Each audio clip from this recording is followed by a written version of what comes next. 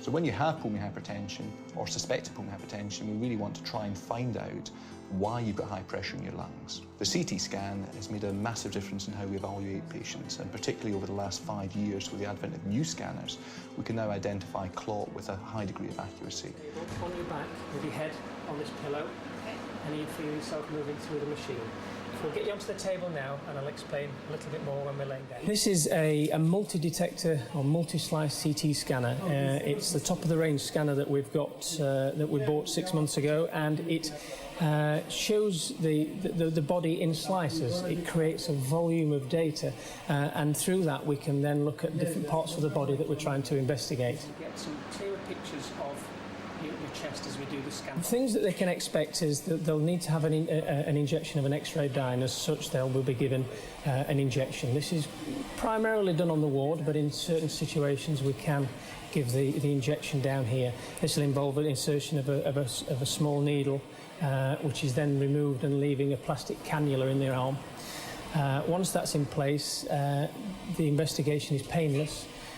When we give them the injection of the X-ray dye will give them a warm feeling through the body, and rather a disconcerting feeling for a short period of time.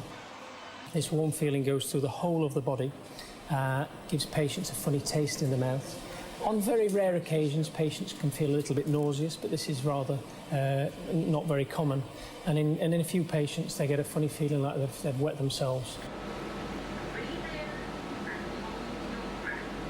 The process lasts from coming into the room to going out will last no more than 5 minutes, and the patient is back out again. So it's a quite quick, harmless, non-invasive test that gives us some excellent results.